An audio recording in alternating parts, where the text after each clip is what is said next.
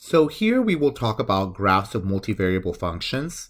So you don't have to really worry so much about the graphs unless you're taking my 122 class. We will talk a little bit because it's a mix of Calc 2 and Calc 3. So we'll talk a little bit about them. Right now you don't have to worry about it, but it will be kind of useful to know when we're kind of trying to find saddle points and maximums and minimums. So remember that our coordinate system is a little bit different. So now we have x, y, and z. So the xy plane is right here on the bottom, and my z is right on top. Okay, so we can easily plot a point. So like, let's say you wanted to plot the point 1, 3, and 4. You can easily plot it. So you're going to go 1 unit in the x direction, 3 units in the y direction, 1, 2, 3. Okay, so imagine that I'm going this way, and then I'm going this way. And then 4 units in the z direction. So imagine that I'm going up 4 units. So this point right here corresponds with the point 1, 3, 4. So graphing in 3D is pretty complicated. You don't worry about it just yet. But I do kind of want to show you what happens when you graph functions. So this is an example of a surface. So we don't really have curves anymore. We now have surfaces. So if I wanted to graph this multivariable function, 18 minus x squared minus y squared, it will look something like that. And this is what we call a paraboloid. Okay, it's basically a parabola in 3D with many different ellipses or circles in the inside. Again, don't worry about this, but just to kind of give you an idea of what exactly is going on in 3D when you graph it.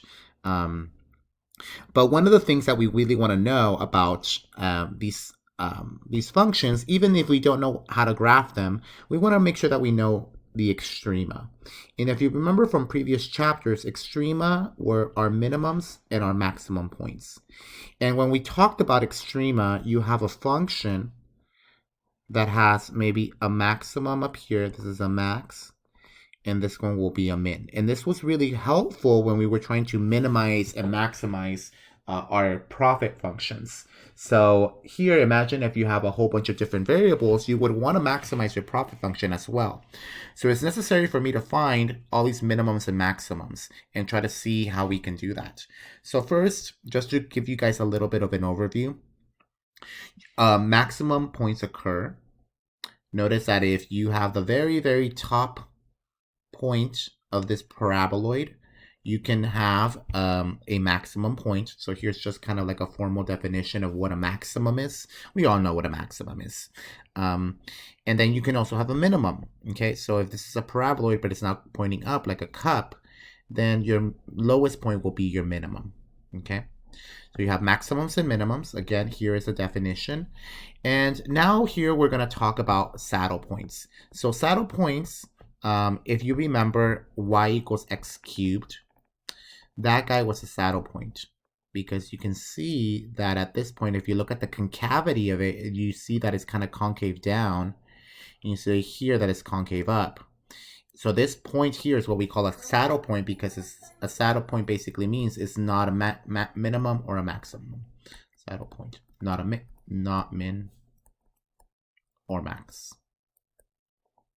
Now, the same thing can be said about surfaces. So if you have a surface and you want to find the saddle point kind of looks like this. So imagine that you're climbing up a mountain and maybe you're going in this direction. So you started here and you're going upward. So you think that you reached the very highest point. So if you start from here and you go to that point, you can say, oh, wow, I finally got to that very highest point. Now, let's say someone else started over here. Well, what's happening here is that now if I take this path, they would have reached the lowest point. Okay, so you can kind of see that it kind of contradicts each other. So depending on where you start on a mountain. So this guy is what we call a saddle point. It is not a relative extreme point, just like how we had it in the y equals x cubed point. It is the highest point along one curve of the surface and the lowest point along another curve. That's kind of what's going on. So what we really are interested in finding, so obviously the graphs are not really important. Um, all we really want to do is be able to find where exactly these extreme points are. Now, what we did before when we were finding extremes is that we found partial derivatives. Okay, so partial derivative with this, not partial derivatives, I'm sorry. We found derivatives like f prime, y prime, and what we did, we set them equal to 0 and kind of use the first and second derivative test. That's what we kind of did in chapter 3, I think. I forgot what it was. But now we have z equals f of x comma y. We got this type of function. So we now have two variables. How do we deal with two variables? Well, the answer here is partial derivatives. So we're going to be dealing with partial derivatives in this case. And what partial derivatives are, it tells you, it's basically saying that one derivative tells you half of the story. So this derivative, one derivative is going to tell you the x story. The other derivative is going to tell you the y story. Okay, so the notation is a little fancy. So this guy, the way that you kind of say it is f sub x. Okay, so this guy, what this means is the partial derivative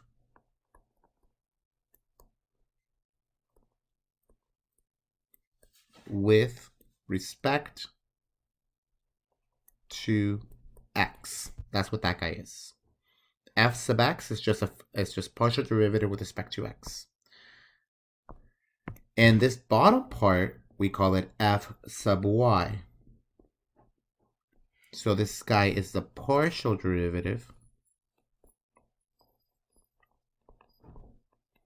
with respect to y. So we got that. Now we have some fancy notation here. We got f sub x and you got f sub y. And if you can write it this way, and I'm actually going to write it this way, but the other way is also a little nicer. You can also write it as partial f over partial x, or partial f over partial y. It's kind of like it kind of looks like a 6, but it's kind of swapped. And the way that you say this is partial f over partial x. And this guy would be partial f over partial y. Okay, so you can use whichever you want. You can use this guy, which is, I think, the one that I would recommend.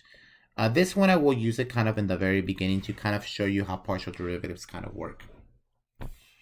Okay, but this is how you kind of say the partial derivative with respect to x and the partial derivative with respect to y.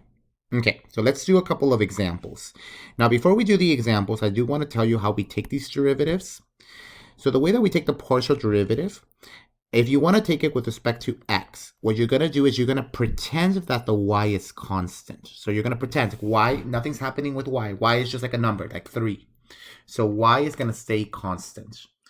If you want to take the partial derivative with respect to y, you're going to hold x constant. So now we're going to pretend that x, nothing's happening to x. Okay? So let's take this derivative. Okay, so find the partial derivatives. So that means that I want both of them, f sub x and f sub y, of x cubed y to the 4th. So let's start off by starting off with f of x comma y equals x cubed y to the 4th. So what you want to do, let's first take the partial derivative with respect to x. So what we're going to do first, we're going to treat y constant. So notice here, this guy is constant. Y to the 4th is constant. So this guy, imagine that this is kind of like writing x cubed times 2, or 2x cubed. And remember, when we took the derivative of this, nothing happened to the 2. The 2 stayed there. We only were interested in that part. So that's exactly what I'm going to do there. Y to the 4th is going to stay constant. We're not going to do anything to it. All we're going to work with is going to be the x cubed. So the x cubed is the only one that I'm going to be looking at. And the derivative of x cubed is going to be times 3x squared. So to make it a little nicer, f sub x is going to be equal to 3x squared y to the fourth. So what I did this, I put the 3 in the front, the x squared in the front, in the middle, and then the y to the fourth at the end. So how would you find the partial derivative with respect to y? Okay, now in this case, we're going to start all over. What we're going to do is now we're going to keep the x constant. So now x here is considered to be constant. So nothing's going to happen to that guy. X cubed stays by itself. Nothing happens to that person. And what we're going to do now is we're going to take the partial derivative of, or the derivative of y to the fourth. And the derivative of that guy would just be 4y cubed. So f sub y equals 4x cubed y cubed. Okay. Now, another way that you can do it, and I'll do one of them, if you're still a little bit confused, you can always start off with f of x y equals x cubed y to the fourth. Another way that you can do it, let's say you wanted to take the partial derivative with respect to x. That means I'm differentiating everything that has an x in there. Okay? So what this means is that I'm going to take the derivative of anything that has an x. If it doesn't have an x, I'm going to move it out. Notice that this y to the fourth doesn't have an x, so that guy is going to go outside. So all we're going to take the derivative of is of x cubed. So the y to the fourth stays the same, and I take the derivative of x cubed, which is 3x squared. And rearranging it, you see that you get exactly the same thing as before. So you can do it one of two ways. You can do it just thinking about it, or you can just apply this operator, this partial over partial x, and say, I'm going to go and take the derivative of this and take out anything that doesn't have an x. Okay, and you would do the same thing with y. So let's do a couple more examples to kind of help us find out. So find the partial derivatives of the following. So we're going to have to take f sub x and f sub y. So what are both of those? So let's figure out what f sub x is going to be. So we're going to start off with the first guy. Is this guy an x? Yes, it is. So we're going to take the derivative of that guy. So that's going to be 3x squared. Okay, so that's the first person. Now the second guy right here, we're going to look at, okay, which one has an x? Okay, so the 3x squared has an x. Whatever doesn't have an x, I'm not going to do anything with it. I'm going to pretend it's not there. So the y squared is going to stay like that. It's not, nothing's going to happen to it. But I'm going to take the derivative of this 3x squared. That's going to give me 6x. Okay, and now here comes the little tricky part. So now let's go to the next term. This negative 2y cubed.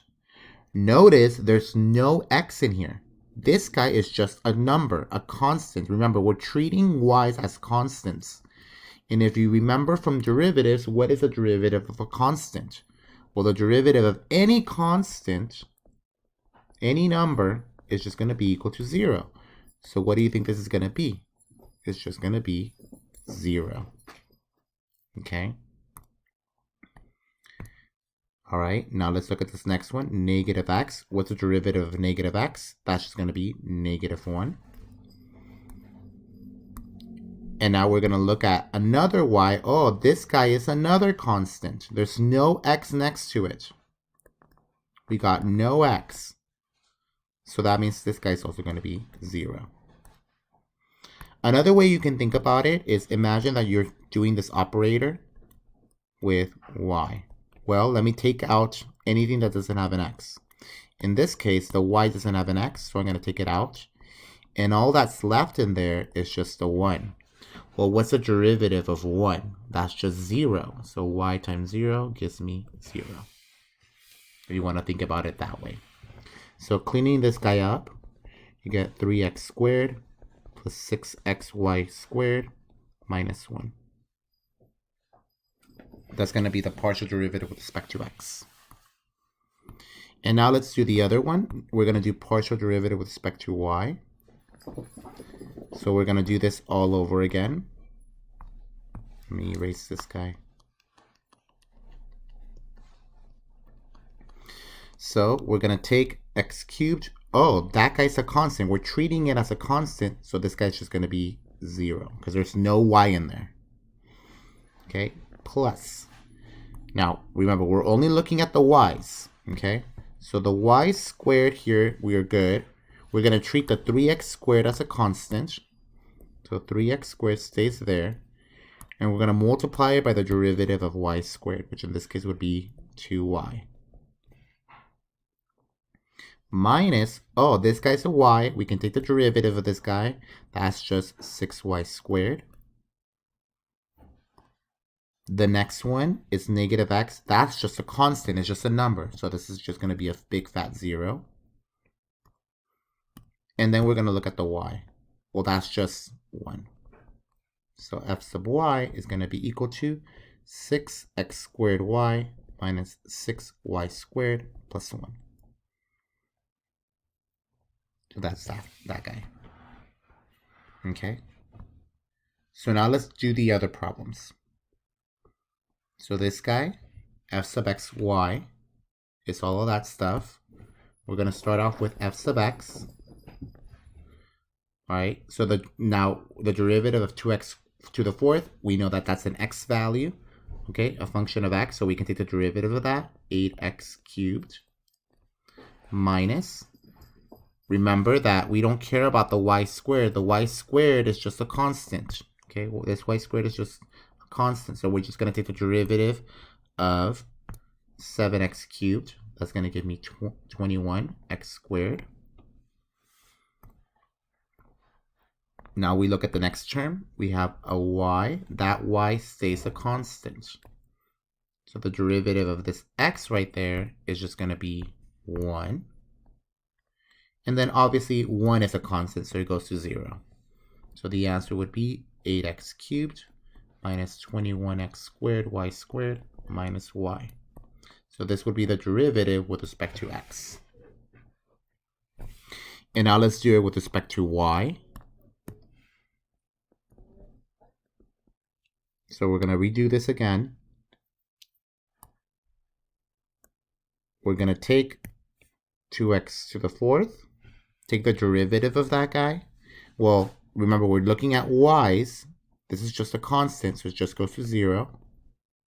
Minus, now we're going to look at y squared. That means that the 7x cubed now is going to be a constant. And the derivative of y squared is going to be 2y. Minus, my x now is a constant. The derivative of y is just going to give me a 1. And then obviously the last one is just a constant. So the partial derivative with y would be negative 14, because 7 times 2 gives me 14, x cubed y minus x. This will be my answer. Okay. So hopefully as you keep doing these problems, you start getting a little better at it.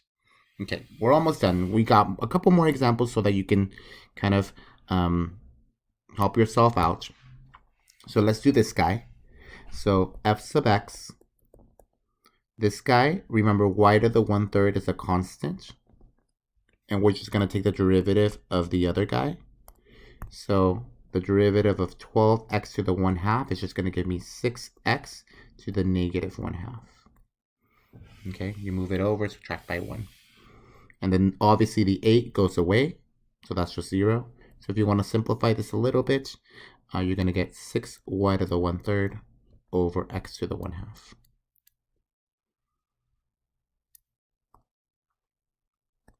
And now let's look at partial y. That means that now the 12x to the 1/2 is a constant. And now we're going to take the partial derivative with respect to y. Y to the 1/3, which is going to give me 1/3 y minus 3 over 3. That gives me negative 2/3. And obviously the 8 is going to go away.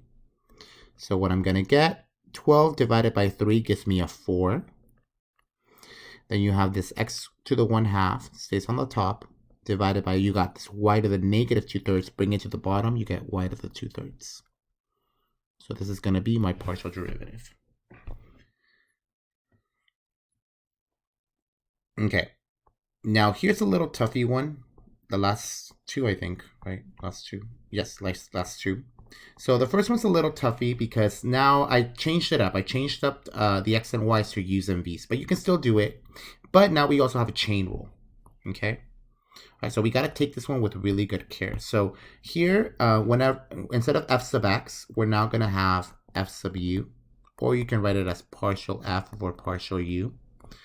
And instead of f sub y, you're going to have f sub v. It's going to be partial f over partial v. Okay, so let's finish this up. So in this case, we're going to take the partial derivative with respect to u. So I'm going to take the derivative only with u. I'm going to treat v as constant. So clearly you have a 4 here. That's the chain rule. So that means you're going to move it to the front and subtract it by 1. So that's going to give me 4. Leave the inside by itself. Remember, we're still doing the chain rule.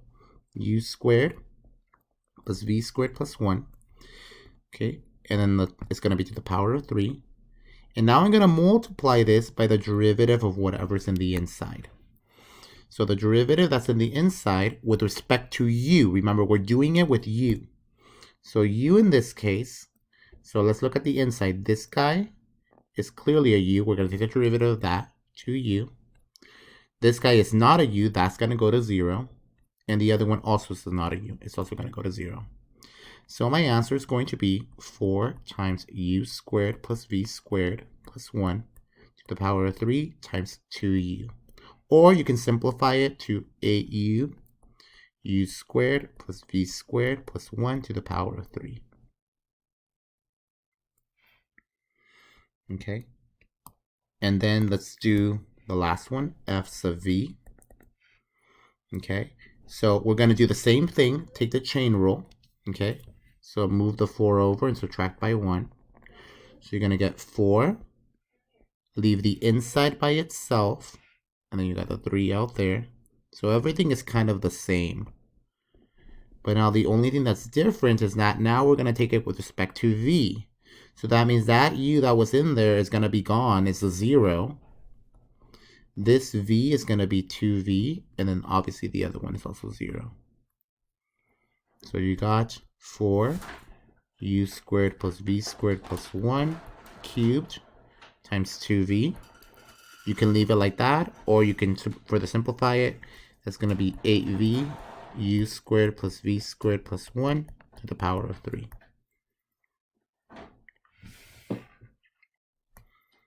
Okay, and now let's do the last partial derivative.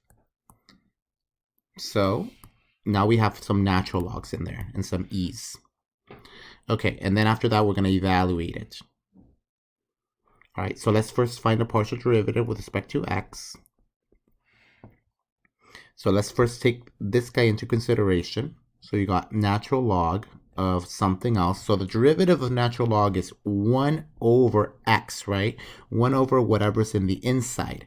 And what's in the inside right now is x cubed plus y cubed. Now notice that now we got to multiply it by the chain rule. So we're taking the derivative with respect to x. So we're going to take the derivative of the inside with respect to x.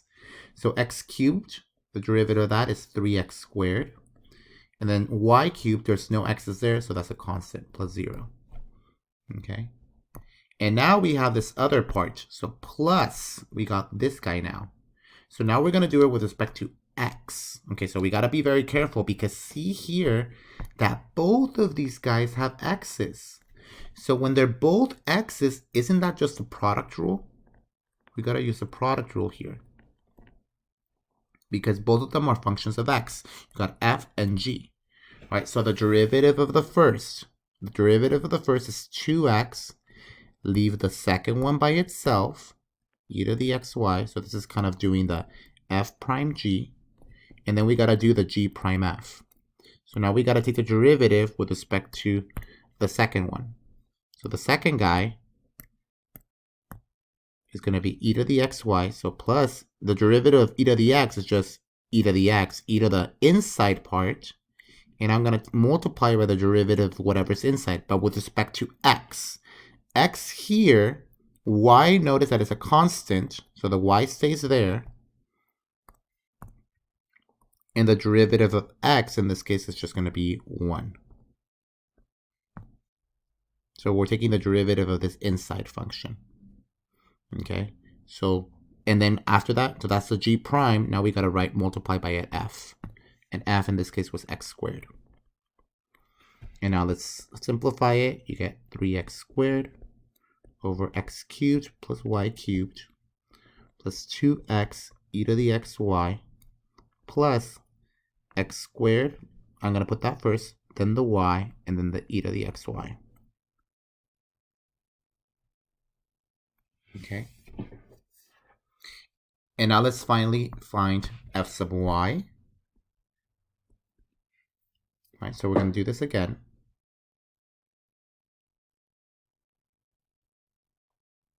So we're going to take the derivative of ln of x cubed y cubed plus y cubed. So that's going to be 1 over the inside multiplied by the derivative of the inside. Notice that x cubed is 0 because this is just a constant. And y cubed is 3y squared. Plus, okay, now here things change because before we did the product rule because they were both functions of x. Notice how there's an x here and an x here. Now this guy only has one y. That means that we're only going to take the derivative of this guy. That x squared doesn't have a y. That guy's going to stay as a constant. The only one I have to worry about is the e to the xy. And the derivative of e to the xy is just e to the xy, the same thing, multiplied by the derivative of whatever's inside. So notice we're taking the derivative of y. So in the xy, the inside part, the only thing that's a constant is the x. The x would be considered a constant. And now the derivative of y is just 1.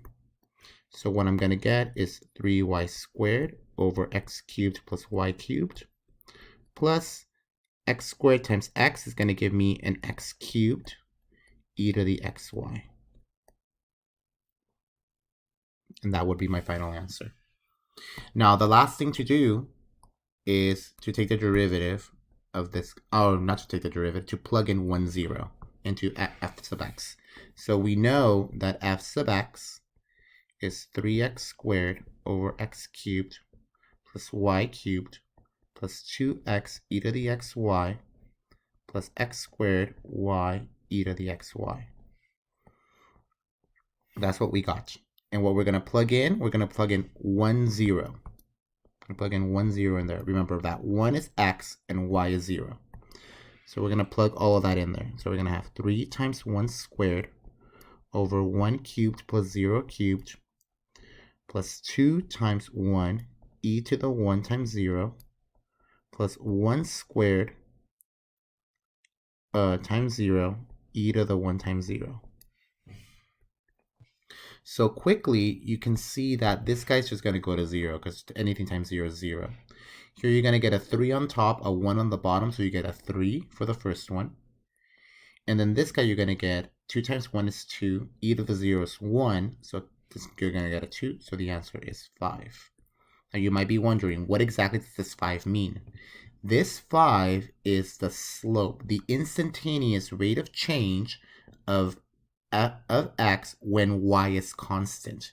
So this is the slope of, in the x direction,